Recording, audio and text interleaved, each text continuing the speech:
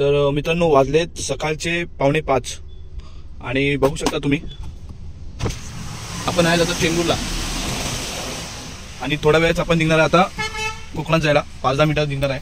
त्या अगोदर आपण सगळं ट्रिप आणि सगळ्या गोष्टी सेटअप करून घेऊया जे आपल्याला माहित पडेल आपण चाललोय आता तर किती किलोमीटर चालते आणि गाडी किती आपल्याला एव्हरेज येते सगळ्या गोष्टी माहित पडणार आहे।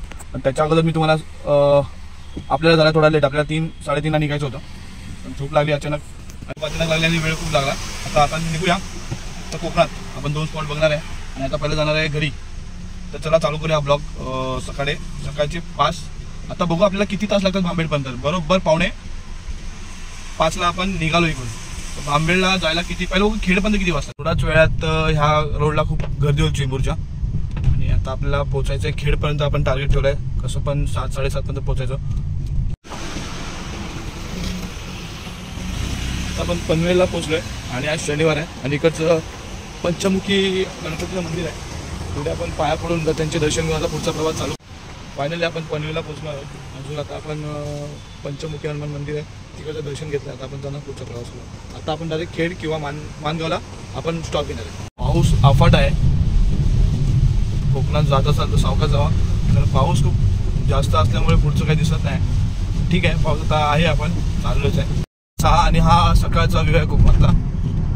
आपण पोलादपूरच्या आसपास पोहोचलो आहे मानगावच्या मी आसपास आहे एवढे खड्डे आहेत की गाडी आपल्याला एकदम बोलत ना स्पीड बघा स्लो चालवायला लागते खूप जास्त खड्डे कमरेचा जाईपर्यंत चुरा होऊन जाईल पूर्ण आपल्याला कोकणातपर्यंत पूर्ण समजा भेटला रोड तर पूर्ण खड्डेच खड्डे भेटतील गाडी एकदम स्लो चालवतो आपण आणि खूप रस्ता जाम।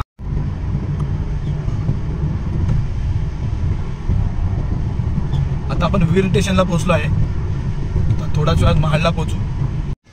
आता आपण पोहोचलो आहे पोलादपूरला आणि CNG खेडपर्यंत पुरला असता पण आपण थोडा स्टॉप घेतला पाय पण दुखवतो त्याच्यामुळे आता आपण इकडे CNG भरतोय आणि आता आपण पोलादपूरला आहे।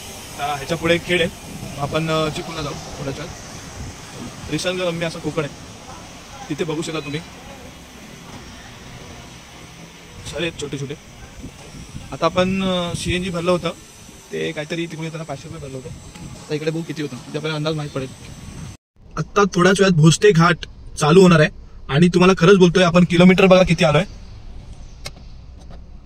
215 किलोमीटर वाजलेत किती 8:30 आपण निघालो होतो 4:45 ला बरोबर। आता आपण थोड्याच वेळात आपण आता इकडे पोहोचलोय खेडला पोहोचलोय आता इकडून थोड्या वेळात भोसते घाट सुरू होईल। खेड आपण 2.5 तासात केलाय 2.5 तासात 4:45 ते 8:30 ला बरोबर आपण पोहोचतोय मानगावला आपण 7 वाजता होतो। आता आपण भोसते घाट एकदम डेंजर घाट आहे आता हा घाट आपण पार करू तर चला हा ब्लॉग तुम्ही कंटिन्यू बघा आपण किती वेळात आपण गावी पोहोचतो।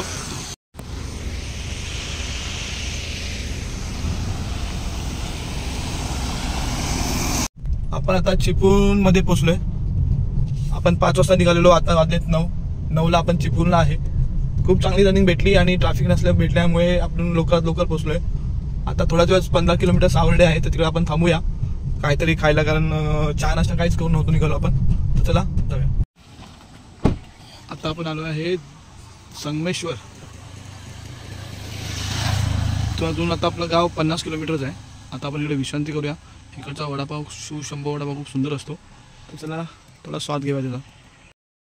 आपण आता आलो देवरुखला पोहोचलोय 300 किलोमीटर नॉनस्टॉप आलोय थोडे विश्रांती घेऊया आणि इकडचा शिवशंभो वडापाव खूप सुंदर असतो आणि चविष्ट असतो तर चला थोडा विश्रांती करूया इकडची आणि आता इकडून 50 किलोमीटर अजून आपल्याला जायचं आहे।